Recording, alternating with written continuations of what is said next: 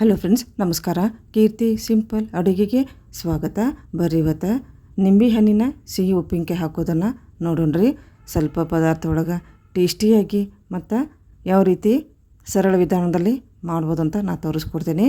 ನೀವು ಕೂಡ ವಿಡಿಯೋನ ಯಾವುದೇ ರೀತಿ ಸ್ಕಿಪ್ ಮಾಡ್ದೆ ಈ ಒಂದು ನಿಂಬೆ ಹಣ್ಣಿನ ಸಿಹಿ ಉಪ್ಪಿನಕಾಯಿನ ಮಾಡೋದನ್ನು ನೀವು ಕೂಡ ಒಮ್ಮೆ ಟ್ರೈ ಮಾಡಿ ನೋಡಿರಿ. ಅಷ್ಟು ಸಿಂಪಲ್ಲಾಗೈತಿ, ಅಷ್ಟು ಸಿಹಿ ಕೂಡ ಐತಿದು ಉಪ್ಪಿನಕಾಯಿ. ನೀವು ಕೂಡ ಒಮ್ಮೆ ಸಿಹಿ ಉಪ್ಪಿನಕಾಯಿ ಯಾರು ಲೈಕ್ ಮಾಡ್ತಿರಲ್ಲ ಅವರು ಕೂಡ ಇದನ್ನು ಈ ಒಂದು ರೆಸಿಪಿನ ಟ್ರೈ ಮಾಡಿ ಇದರದ್ದು ರುಚಿ ನೋಡಿರಿ. ಅಷ್ಟು ಸೂಪರಾಗಿ ಬಂದಿತ್ತು. ಬರ್ರಿ ಇವಾಗ ಸಿಹಿ ಉಪ್ಪಿನಕಾಯಿನ ಯಾವ ರೀತಿ ಮಾಡೋದು ಅಂತ ನೋಡ್ಕೊತ ಹೋಗೋಣ.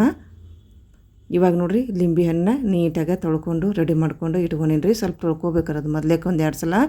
ಇವಾಗ ತೊಳ್ಕೊಂಡ ಮೇಲೆ ನೀಟಾಗಿ ಒಂದು ಕಾಟನ್ ಬಟ್ಟೆ ತೊಗೊಂಡು ಇದನ್ನ ಒರೆಸ್ಕೋಬೇಕಾಗತ್ತೆ ನೋಡಿರಿ. ಈ ರೀತಿ ಒತ್ತಿನ ಒರೆಸ್ಕೋಬೇಕೈತಿ. ಸ್ವಲ್ಪನೂ ನೀರಿನ ಅಂಶ ಇರಕ್ಕೆ ಹೋಗ್ಬಾರ್ದು ನೋಡಿರಿ. ನೀಟಾಗನ ಒಂದೊಂದು ನಿಂಬೆ ಹಣ್ಣು ತೊಗೊಂಡು ಎಲ್ಲವನ್ನು ನೀಟಾಗಿ ಈ ರೀತಿ ಒರೆಸ್ಕೊಂಡು ನಾವು ಉಪ್ಪಿನಕಾಯಿ ಹಾಕಬೇಕಾಗತ್ತೆ ನೋಡಿರಿ. ಇವಾಗ ನೋಡಿರಿ ಎಲ್ಲ ಒರೆಸ್ಕೊಂಡಿದ್ದು ಆಯ್ತು. ಇವಾಗ ಪ್ರತಿಯೊಂದನ್ನು ಇವಾಗ ಕಟ್ ಮಾಡ್ಕೊಂಬಿಡೋಣ್ರಿ. ಈಗ ಲಿಂಬೆ ಹಣ್ಣು ತೊಗೊಂಡು 2 ಭಾಗ ಮಾಡ್ಕೊಂಬಿಡೋಣ. ಇವಾಗ ಬೀಜವನ್ನು ಈಗ ತೊಗೊಂಬಿಡೋಣ್ರಿ. ಇವಾಗ ನೀಟಾಗಿ ಸ್ವಲ್ಪನೂ ಬೀಜ ಇರಬಾರ್ದು. ನೀಟಾಗಿ ಬೀಜ ಎಲ್ಲವನ್ನು ತೊಗೊಂಬಿಡೋಣ ಇವಾಗನ, ಇಲ್ಲಾಂದ್ರೆ ಕೈ ಬಂದುಬಿಡ್ತೈತೆ ರೀ ಅದು ಉಪ್ಪಿನಕಾಯಿ ಹಾಕಿದ ಮೇಲೆ. ಇವಾಗನ ಬೀಜನ ತೊಗೊಂಬಿಡೋಣ. ಈಗ ಒಂದು ಭಾಗದಾಗ ಇದನ್ನ ಕಟ್ ಮಾಡಿದ್ದು ನೋಡಿ, ಕಟ್ ಮಾಡಿಕೊಂಡು ಅದ್ರಾಗ ಮತ್ತು 2 ಭಾಗ ಮಾಡ್ಕೊಂಡು ನಾನು ಈಗ ನೋಡಿರಿ ಒಂದು ಲಿಂಬೆ ಹಣ್ಣದಾಗ ಒಂದು 4 ಭಾಗ ಮಾಡ್ಕೊಂಡು ನಾನು ಇದೇ ರೀತಿನ ನಾವು ನಿಂಬೆ ಹಣ್ಣಿನ ಉಪ್ಪಿನಕಾಯಿ ಹಾಕ್ಬೇಕಾದ್ರೆ ಈ ರೀತಿ ಕಟ್ ಮಾಡ್ಕೋಬೇಕಾಗತ್ತೆ ನೋಡಿರಿ. ಏನಾರು ಸ್ವಲ್ಪ ಬೀಜ ಉಳಿದಿದ್ರೆ ಈ ರೀತಿ ತೊಗೊಂಬಿಡ್ಬೇಕು ನೋಡಿರಿ. ಇವಾಗ ನೋಡಿರಿ ಈ ರೀತಿ ಕಟ್ ಮಾಡ್ಕೋಬೇಕು. ಉಳಿದಂಥ ನಿಂಬೆ ಹಣ್ಣಿನೂ ಕೂಡ ಇದೇ ರೀತಿನ ಕಟ್ ಮಾಡ್ಕೊಂಬಿಡೋಣ್ರಿ. ನಾವು ಬೀಜ ಎಲ್ಲ ತೊಗೊಂಬಿಡೋಣ ಮೊದಲೇಕನ. ಇವಾಗ ನೋಡಿರಿ ಎಲ್ಲ ಕಟ್ ಮಾಡ್ಕೊಂಡಿದ್ದೆ ಆಯ್ತು. ಇವಾಗ ಬೀಜನೂ ಕೂಡ ಒಂದೂ ಇಲ್ಲ ನೋಡಿರಿ. ಇವಾಗ ಎಲ್ಲ ಬೀಜನೂ ತೊಗೊಂಬಿಟ್ಟೆ ನಾನು. ಸ್ವಲ್ಪನೂ ಒಂದು ಬೀಜನೂ ಇರಬಾರ್ದ್ರಿ ಇದು. ಹಂಗೆ ನೀಟಾಗನ ಮೊದಲೇಕೆ ಕಟ್ ಮಾಡ್ಕೊಂಬಂದು ಎಲ್ಲ ತೊಗೊಂಬಿಡ್ಬೇಕ್ರಿ ಇದು. ಈಗ ಕಟ್ ಮಾಡ್ಕೊಂಡಿದ್ದು ಆಯ್ತು ನೋಡಿರಿ. ಇವಾಗ ಈ ಸೈಜಿನಾಗ ನಾವು ಕಟ್ ಮಾಡ್ಕೋಬೇಕಾಗತ್ತೆ ರೀ.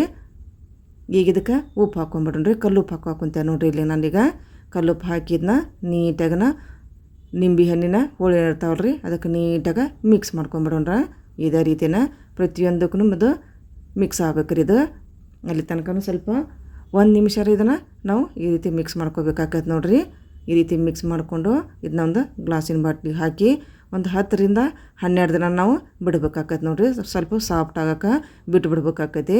ಈಗ ರೆಡಿ ಮಾಡ್ಕೋಕೆ ಬರೋದಿಲ್ಲ ರೀ ಇದು. ಒಂದು 10 ದಿನ ಇದನ್ನು ಸಾಫ್ಟ್ ಆಗಕ್ಕೆ ಬಿಟ್ಟು ಬಿಡ್ಬೇಕು. ಇದಕ್ಕೆ ಉಪ್ಪು ಅಷ್ಟೇ ಸೇರಿಸ್ಬೇಕ್ರಿ, ಬೇರೆ ಏನು ಸೇರ್ಸಕ್ಕೆ ಹೋಗ್ಬಾರ್ದು. ಈಗ ನಾನು ಕಲ್ಲುಪ್ಪನ್ನು ಹಾಕಿ ನೀಟಾಗಿ 1 ನಿಮಿಷ ಇದನ್ನ ಮಿಕ್ಸ್ ಮಾಡ್ಕೊಂಬಿಟ್ಟು ನೋಡಿರಿ. ಮಿಕ್ಸ್ ಮಾಡಿಕೊಂಡು ಇದನ್ನು ಬಾಟ್ಲಿಗೆ ಹಾಕಿ ಇಟ್ಬಿಡೋಣ್ರಿ. ಒಂದು 10 ದಿನ 12 ದಿನ ಬಿಟ್ಟು ಬಿಡ್ಬೇಕಾಗೈತಿ. ದಿನಾಲು ಇದನ್ನು ಶೇಕ್ ಮಾಡ್ಕೊತಾನೆ ಇರ್ಬೇಕು ನೋಡಿರಿ. ಈ ರೀತಿ ಗಲ್ಲಿಸ್ಕೊಂತನ ಇರಬೇಕಾಗೈತಿ. ಇವಾಗ ನೋಡಿರಿ ಒಂದು ಗ್ಲಾಸಿನ ಬಾಟ್ಲಿ ತೊಗೊಂಡೇನಿ. ಅದನ್ನೂ ಕೂಡ ನೀಟಾಗಿ ತೊಳ್ಕೊಂಡು ಒಂದು ಕಾಟನ್ ಬಟ್ಟೆಯಿಂದ ನೀಟಾಗಿ ಒರೆಸ್ಕೊಂಡು ನಾನು ರೆಡಿ ಮಾಡ್ಕೊಂಡಿದ್ದು ನೋಡಿರಿ. ಅದ್ರಾಗೂ ಕೂಡ ಸ್ವಲ್ಪ ನೀರಿನ ಪ್ರಮಾಣ ಸ್ವಲ್ಪನೂ ಇರಬಾರ್ದು ನೋಡಿರಿ. ಇಲ್ಲೊಂದು ಫಂಗಸ್ ಬರೋ ಚಾನ್ಸಸ್ ಇರ್ತೈತೆ ರೀ. ಅದು ಲಘುನ ಹಾಳು ಹೋಗ್ಬಿಡ್ತೈತೆ ರೀ ಅದು ಉಪ್ಪಿನಕಾಯಿ. ಹೀಗಾಗಿ ಕೈ ಕೂಡ ತೊಳ್ಕೊಂಡ್ಮ್ಯಾಗ ನೀಟಾಗಿ ಒರೆಸ್ಕೊಂಡು ಇದನ್ನು ಹಾಕಬೇಕಾಗತ್ತೆ ನೋಡಿರಿ. ಮತ್ತು ಬಾಟ್ಲಿ ತೊಗೊಂಡ್ಮ್ಯಾಗೂ ನೀಟಾಗಿನ ಕಾಟನ್ ಬಟ್ಟೆಯಿಂದ ಒರೆಸ್ಕೊಂಡು ಇಲ್ಲ ಬಿಸಿಲಾಗಿಟ್ಟು ಒಣಗಿಸ್ಕೊಂಡು ಅವಾಗ ನಾವು ಇದನ್ನ ಹಾಕಬೇಕಾಗತ್ತೆ ನೋಡಿರಿ ಲಿಂಬೆ ಹಣ್ಣನ್ನು. ಈಗ ನೋಡಿರಿ ಲಿಂಬೆ ಹಣ್ಣು ಗ್ಲಾಸಿಗೆ ಹಾಕ್ಕೊಂಡಿದ್ದು ಆಯ್ತು. ಇವಾಗ ದಿನಾಲು ಒಂದು ಸಲರ ಈ ರೀತಿ ಗಲ್ಲಿಸ್ಕೊಂಡು ಇದನ್ನ ಇಡಬೇಕಾಗತ್ತೆ ನೋಡಿರಿ. ಪ್ರತಿದಿನವೂ ಒಂದು 10 ದಿನ ಇದೇ ರೀತಿನ ನಾವು ಮಾಡ್ಕೋಬೇಕಾಗತ್ತೆ. ದಿನಾಲು ಒಂದು ಟೈಮ್ ಈ ರೀತಿ ಗಲ್ಲಿಸ್ಕೊಂತ ಒಂದು 10 ರಿಂದ 12 ದಿನ ಇದನ್ನು ಸಾಫ್ಟ್ ಆಗೋಕೆ ಬಿಟ್ಟು ಬಿಡ್ಬೇಕ್ರಿ ಲಿಂಬೆ ಹಣ್ಣನ್ನು. ಈಗ ನೋಡಿರಿ 10 ರಿಂದ 12 ದಿನ ಆಗೈತಿ. ಇವಾಗ ಲಿಂಬೆ ಹಣ್ಣಿನ ಕಲರು ಕೂಡ ಚೇಂಜ್ ಆಗೈತೆ ನೋಡಿರಿ. ಇವಾಗ ಚಲೋ ತಂಗನ ಸಾಫ್ಟು ಕೂಡ ಆಗೈತೆ. ಈಗ ತೋರಿಸ್ತೈತೆ ನೋಡಿರಿ. ಇದೇ ರೀತಿ ಸಾಫ್ಟಾಗಿ ಬಂದೈತಿ. ಕಲರ್ ಕೂಡ ನೋಡಿರಿ ಫುಲ್ ಚೇಂಜ್ ಆಗೈತೆ ಅದು. ಬರೀ ನಾನು ಉಪ್ಪು ಅಷ್ಟು ಹಾಕಿ ಕಲ್ಲುಪ್ಪು ಹಾಕಿ ಅಷ್ಟೇ ಇದನ್ನ ನೆನೆ ಹಾಕಿಬಿಟ್ಟಿದ್ದು ನೋಡಿರಿ ಒಂದು 10 ರಿಂದ 12 ದಿನ. ಈಗ ಇದು ಕೂಡ ಈ ರೀತಿ ಕಟ್ ಮಾಡ್ಕೊಂಡು ಲಘುನ ಕಟ್ ಹಾಕೈತೆ ನೋಡಿರಿ. ಮತ್ತು ಸಾಫ್ಟಾಗಿನೂ ಬಂದೈತೆ ಅದು. ಈ ರೀತಿ ಆಗ್ಬೇಕ್ರಿ ಅದು. ಈ ತೋರ್ಸಕ್ಕೆ ಬಂದಿದ್ದೆಲ್ಲ ಎಷ್ಟು ಸಾಫ್ಟಾಗಿನ ಬಂದೈತೆ ನೋಡಿರಿ. ಒಂದು 10 ದಿನಾರ ನೀವು ಬಿಟ್ಟು ಬಿಡ್ರಿ ನೀವು 10 ರಿಂದ 12 ದಿನ. ಈಗ ಇದಕ್ಕೆ ಮಸಾಲೆ ಪದಾರ್ಥನ ಹುರ್ಕೊಂಬಿಡೋಣ್ರಿ.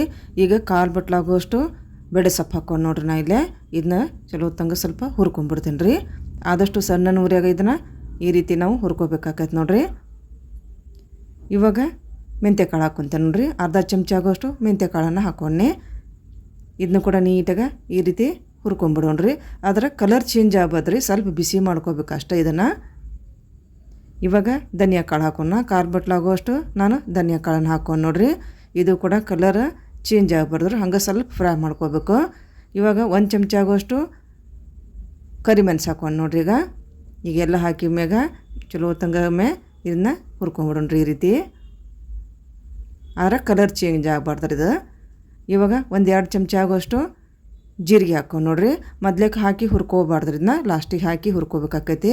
ಯಾಕಂದ್ರೆ ಮೊದಲು ಹಾಕಿ ಹುರ್ಕೊಂಬಿಟ್ರೆ ಜೀರಿಗೆ ಲಗುನ ಹುರ್ಕೊಂಬಿಡ್ತೈತ್ರಿ ಅದು. ಹೀಗಾಗಿ ಲಾಸ್ಟಿಗೆ ಹಾಕಿ ಇದನ್ನ ಹುರ್ಕೋಬೇಕಾಕೈತಿ ನೋಡ್ರಿ. ಇವಾಗ ನೋಡ್ರಿ ಹುರ್ಕೊಂಡಿದ್ದು ಆಯ್ತು. ಇವಾಗ ಈ ರೀತಿ ಬಂದೈತಿ. ಈಗ ಆರಿದ ಮ್ಯಾಗ ಇದನ್ನ ಮಿಕ್ಸಿ ಜಾರಿಗೆ ಹಾಕಿ ಇದನ್ನ ಪೌಡ್ರ್ ಮಾಡ್ಕೊಂಬಿಡೋಣ. ಭಾಳ ಸಣ್ಣಗನ ಪೌಡ್ರ್ ಮಾಡ್ಕೋಬಾರ್ದ್ರಿ, ಇದನ್ನ ಸ್ವಲ್ಪ ತರಿಯಾಗನ ಸ್ವಲ್ಪ ಇದನ್ನ ಮಿಕ್ಸಿ ಮಾಡ್ಕೋಬೇಕಾಕೈತೆ ರೀ. ಇದನ್ನ ನೀವು ಬಿಸಿಲಾಗಿಟ್ಟು ಕೂಡ ಬಿಸಿ ಮಾಡಿಕೊಂಡು ಬಿಸಿಲೊಳಗೆ ಹಂಗೂ ಕೂಡ ನೀನು ಮಾಡ್ಕೋಬೋದು ನೋಡ್ರಿ. ಈಗ ನೋಡ್ರಿ ಪೌಡ್ರ್ ಮಾಡ್ಕೊಂಡಿದ್ದು ಆಯ್ತು ನೋಡ್ರಿ. ಇವಾಗ ಆದಷ್ಟು ನಾವು ಪೌಡ್ರ್ ಮಾಡಿಲ್ಲ, ಇದನ್ನ ಸ್ವಲ್ಪ ತರಿಯಾಗನ ಆಯ್ತು ನೋಡ್ರಿ. ಈ ರೀತಿ ಮಾಡ್ಕೋಬೇಕಾಕೈತಿ. ಭಾಳ ಸಾಫ್ಟಾಗಿ ಮಾಡ್ಕೊಂಬಿಟ್ಟು ಪೌಡ್ರ್ ಅಷ್ಟು ಸರಿ ಆಗೋದಿಲ್ಲ ರೀ, ಸ್ವಲ್ಪ ತರಿಯಾಗಿರ್ಬೇಕಾಕೈತಿ ರೀ ಪೌಡ್ರ್ ಮಸಾಲ. ಈಗಿನ್ನ ಮಸಾಲವನ್ನು ಸೈಡಿಗೆ ಇಟ್ಕೊಂಬಿಡೋಣ್ರಿ. ಈಗ ಬೆಲ್ಲ ಹಾಕೋಣ್ರಿ. ಈಗ ನಿಂಬೆ ಹಣ್ಣಿಂದ ಸಿಹಿ ಉಪ್ಪಿನಕಾಯಿ ಆಗಿದ್ದರಿಂದ ಬೆಲ್ಲವನ್ನು ನಾವು ಹೆಚ್ಚಿಗೆ ಹಾಕ್ಕೋಬೇಕಾಗತ್ತೆ ನೋಡ್ರಿ. 1 ಬಟ್ಲಾಗುವಷ್ಟು ನಾನು ಬೆಲ್ಲ ಹಾಕೊಂಡೀಗ. ಈಗ ಇದನ್ನ ಕರಗಿಸ್ಕೊಂಬಿಡೋಣ್ರಿ. ಇದನ್ನ ಆದಷ್ಟು ಸಣ್ಣ ಉರಿಯಾಗಿಟ್ಟ ಇದನ್ನ ಕರಗಿಸ್ಕೋಬೇಕಾಗತ್ತೆ ನೋಡ್ರಿ ನಾವು.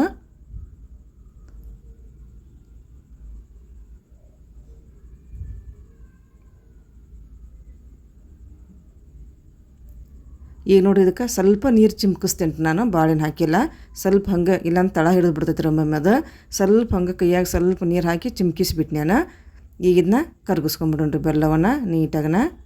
ಸ್ವಲ್ಪನೂ ಬೆಲ್ಲದ್ದು ಹಳಕ್ಕಿರಬಾರ್ದು, ಆ ರೀತಿ ಇದನ್ನ ನೀಟಾಗಿ ಇದನ್ನ ಕರಗಿಸ್ಕೊಂಬಿಡೋಣ ಬೆಲ್ಲವನ್ನು. ಆಯ್ತು ನೋಡ್ರಿ. ಈಗ ಸ್ವಲ್ಪ ಕರಗೈತಿದೆ, ಇನ್ನೊಂದು ಸ್ವಲ್ಪ ಕರಗಿಬಿಟ್ರೆ ಆಯ್ತು ನೋಡ್ರಿ. ಅಲ್ಲಲ್ಲೇ ಸ್ವಲ್ಪ ಬೆಲ್ಲದ್ದು ಹಳ್ಕೆ ಕಾಣಾಕೊಂತಾವು. ಈ ರೀತಿ ಚಮಚದಿಂದ ಒತ್ತಿ ಅವನು ಕೂಡ ಕರಗಿಸ್ಕೊಂಬಿಡೋಣ್ರಿ. ಇವಾಗ ಇದನ್ನ ಈ ರೀತಿ ಕರಗಿಸ್ಕೊಂಡ್ಮ್ಯಾಗ ಇದನ್ನ ಆರಾಕ್ ಬಿಡ್ಬೇಕ್ರಿ ನಾವು.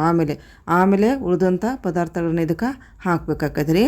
ನಿಂಬೆ ಹಣ್ಣು ನಾವೇನು ಸಾಫ್ಟ್ ಮಾಡಿ ಇಟ್ಕೊಂಡಿದ್ದಲ್ಲ ಅದನ್ನೆಲ್ಲ ಆರಿದ ಮೇಲೆ ನಾವು ಹಾಕ್ಬೇಕಾಕೈತಿ. ಬಿಸಿ ಇದ್ದಾಗ ಹಾಕೋಕೆ ಹೋಗ್ಬಾರ್ದ್ರಿ. ಇದನ್ನ ಸ್ವಲ್ಪ ಆರಬೇಕ್ರಿ ಇದು ಬೆಲ್ಲ. ಇದು ಈ ರೀತಿ ಕರಗಿಸ್ಕೊಂಡ್ಮ್ಯಾಗ ಸ್ವಲ್ಪ ಆರಿಸ್ಬೇಕ್ರಿ. ಅದನ್ನ ಆರಿಸಿದ ಮೇಲೆ ನಾವು ಎಲ್ಲ ಪದಾರ್ಥಗಳನ್ನ ಹಾಕ್ಬೇಕಾಕೈತಿ. ಬಿಸಿ ಇದ್ದಾಗ ಹಾಕ್ಕೊಂಡ್ಬಿಟ್ರೆ ಅದು ಸರಿ ಆಗೋದಿಲ್ಲ ರೀ.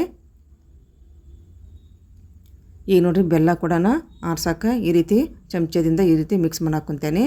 ಈ ಸ್ವಲ್ಪ ಆರೈತಿರೋದು ಇನ್ನೊಂದು ಸ್ವಲ್ಪ ಆರಿಬಿಟ್ರೆ ಸಾಕು. ಈಗ ನೋಡಿ ಬೆಲ್ಲನೂ ಕೂಡ ನೀಟಾಗಿ ಕರಗಿಸ್ಕೊಂಡ್ಬಿಟ್ಟೆ ನಾನು. ಸ್ವಲ್ಪನೂ ಬೆಲ್ಲದ್ದು ಹಳಕು ಒಂದೂ ಇಲ್ಲ.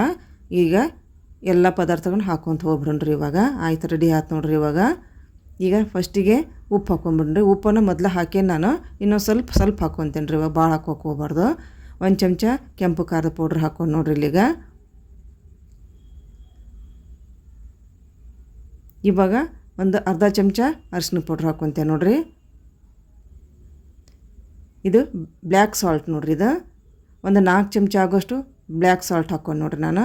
ಭಾಳ ಟೇಸ್ಟಿ ಆಕೈತೆ ರೀ. ಇದನ್ನ ಅವ್ನು ಹಾಕಿನೇ ಮಾಡಿರಿ ನೀವು, ಸ್ಕಿಪ್ ಮಾಡೋಕೆ ಹೋಗ್ಬೇಡ್ರಿ ಅದನ್ನು. ಈಗ ನಾವೇನು ಪೌಡ್ರ್ ಮಾಡ್ಕೊಂಡಿದ್ವಲ್ಲ, ಮಸಾಲವನ್ನು ಹುರ್ಕೊಂಡಿದ್ವಲ್ಲ ರೀ, ಅದನ್ನು ಹಾಕ್ಕೊಂಬಿಡೋಣ್ರಿ. ಒಂದು 4 ಚಮಚ ಹಾಕ್ಕೊಂಬಿಡ್ತೇನೆ ರೀ ನಾನು ಅದಕ್ಕೆ. ಇವಾಗ ನಾವು ಸಾಫ್ಟ್ ಮಾಡಿ ಇಟ್ಕೊಂಡಿದ್ದೆಲ್ಲ ಲಿಂಬೆ ಹಣ್ಣಿನ ಹೋಳನ್ನು ಇವಾಗ ಹಾಕ್ಕೊಂಬಿಡ್ತೇನೆ ನೋಡ್ರಿ. ಇವಾಗ ಮಿಕ್ಸ್ ಮಾಡ್ಕೊಂಬಿಡೋಣ್ರಿ ನೀಟಾಗಿ. ಬೆಲ್ಲದ ಜೊತೆ ನಿಂಬೆ ಹಣ್ಣಿನ ಹೋಳು ನೀಟಾಗಿ ಮಸಾಲೆ ಜೊತೆ ಎಲ್ಲ ಒಂದಕ್ಕೊಂದು ಮಿಕ್ಸ್ ಆಗ್ಬೇಕು ರೀ ಅದು. ಈಗ ಚಲೋ ತಂಗನ ಮಿಕ್ಸ್ ಮಾಡ್ಕೊಂಬಿಡೋಣ್ರಿ ಇದನ್ನ. ಭಾಳ ಟೇಸ್ಟಿ ಆಕೈತೆ ನೋಡ್ರಿ. ಮಸಾಲೆ ಕೂಡ ಇದ್ದದ್ದು ನಾವೇನು ಹುರಿದು ಮಾಡೇವಲ್ಲ ಅದಂಕರು ಸೂಪರಾಗಿರ್ತೈತೆ ನೋಡ್ರಿ. ಇದು ನಿಂಬೆ ಹಣ್ಣಿನ ಸಿಹಿ ಉಪ್ಪಿನಕಾಯಿಗೆ ನೀವು ಕೂಡ ಈ ಒಂದು ರೆಸಿಪಿನ ನಾ ಯಾವ ರೀತಿ ಮಾಡಲ್ಲ ಆ ರೀತಿ ಒಮ್ಮೆ ಟ್ರೈ ಮಾಡಿ ನೋಡ್ರಿ. ಅಷ್ಟು ಸೂಪರಾಗಿರ್ತೈತಿ ಇದು. ಆದರೆ ಇದನ್ನು ಒಟ್ಟು ಸ್ವಲ್ಪನೂ ನೀರು ಇದಕ್ಕೆ ಮುಟ್ಟಿಸ್ಬಾರ್ದು ನೋಡ್ರಿ, ಇಲ್ಲ ಅಂತಂದ್ರೆ ಫಂಗಸ್ ಬಂದು ಹಾಳಾಗೋಗ್ಬಿಡ್ತೈತೆ ರೀ ಇದು. ಇದನ್ನ ಉಪ್ಪಿನಕಾಯಿ ನಾವು ಬಾಟ್ಲಿಗೆ ಹಾಕಿ ಇಟ್ಕೊಂಡ ಮ್ಯಾಗೂ ಚಮಚೆ ಡ್ರೈ ಆಗೇ ಇರ್ಬೇಕು ನೋಡ್ರಿ. ಅದನ್ನ ಕಾಟನ್ ಬಟ್ಟೆಯಿಂದ ಒರೆಸ್ಕೊಂಡ್ರೆ ನಾವು ಇದನ್ನ ಉಪ್ಪಿನಕಾಯಿನ ತೊಗೋಬೇಕಾಗತ್ತೆ ನೋಡ್ರಿ. ಸ್ವಲ್ಪನೂ ನೀರು ಇರಕ್ಕೆ ಹೋಗ್ಬಾರ್ದು, ಕೈ ಕೂಡ ಡ್ರೈನೇ ಇರಬೇಕು. ಅವಾಗ ಇದನ್ನು ತಗೋಬೇಕಾಕೈತಿ. ಸ್ವಲ್ಪ ಇದನ್ನು ನೀರಿನ ಪ್ರಮಾಣ ಸ್ವಲ್ಪ ಇದಕ್ಕೆ ಮುಟ್ಟಿ ಬಿಡ್ತಂದ್ರೆ ಲಘುನ ಹಾಳಾಗ್ಬಿಡ್ತೈತಿ. ಈ ಉಪ್ಪಿನಕಾಯಿ ರೀ ಒಂದು ವರ್ಷ ಇಟ್ಟರೂ ಕೆಡೋದಿಲ್ಲ ನೋಡ್ರಿ. ಆದ್ರೇನ ನೀರಿಂದ ಅಂಶ ಸ್ವಲ್ಪನೂ ಸೇರ್ಕೋಬಾರ್ದು ಇದ್ರಾಗ. ಆ ರೀತಿ ನಾವು ಹುಷಾರಾಗಿ ಇದನ್ನ ಉಪ್ಪಿನಕಾಯಿನ ನಾವು ಮೇಂಟೈನ್ ಮಾಡ್ಕೋಬೇಕಾಕೈತೆ ನೋಡ್ರಿ. ಈಗ ಮಿಕ್ಸ್ ಮಾಡ್ಕೊಂಡಿದ್ದು ಆಯ್ತು ನೋಡ್ರಿ. ಈಗ ಎಲ್ಲ ಪದಾರ್ಥ ನಿಂಬೆ ಹಣ್ಣಿನ ಹೋಳಿನ ಜೊತೆ ಚಲೋ ತಂಗ ಮಿಕ್ಸ್ ಆಯ್ತು ನೋಡ್ರಿ. ಇದು ಬಿಸಿ ಅನ್ನಕ್ಕೆ ತುಪ್ಪ ಹಾಕಿ ಸಾಂಬಾರು ಹಾಕಿ ಸೈಡಿಗೆ ಈ ಒಂದು ಸಿಹಿ ಉಪ್ಪಿನಕಾಯಿ ಇದ್ರಂಕ್ರೂ ಊಟ ಸೂಪರಾಗಿನೇ ಇರ್ತೈತೆ ನೋಡ್ರಿ ಅವತ್ತು. ಈಗ ಮಿಕ್ಸ್ ಮಾಡ್ಕೊಂಡಿದ್ದು ಆಯ್ತು ನೋಡ್ರಿ. ಚಲೋ ತಂಗ ಮಿಕ್ಸ್ ಮಾಡ್ಕೊಂಡಿದ್ದು ಆಯ್ತು. ಈಗ ಇದನ್ನ ಒಂದು ಗ್ಲಾಸಿನ ಬಾಟ್ಲಿ ಒಳಗೆ ಹಾಕಿ ಇದನ್ನ 1 ವರ್ಷ ಆಗೋ ಮಟನೂ ಇದನ್ನ ಎತ್ತಿಟ್ಕೊಂಡ್ಬಿಡೋಣ್ರಿ. ಈಗಾಗ ಬಾಳ್ಗಿ ಒಳಗೆ ನಾನು ಸ್ವಲ್ಪ ಮಿಕ್ಸ್ ಮಾಡಿದ್ಮ್ಯಾಗ ಹಂಗೆ ಬಿಟ್ಟಿದ್ನಿ ನಾನು.